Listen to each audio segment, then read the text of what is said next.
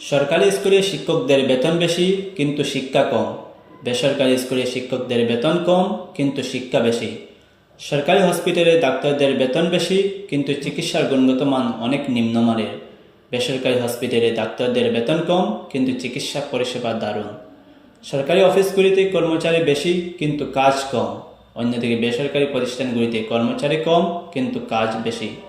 সরকারি কলেজগুলিতে অ্যাডমিশন নেওয়া কঠিন কিন্তু পড়ালেখার ডিলে।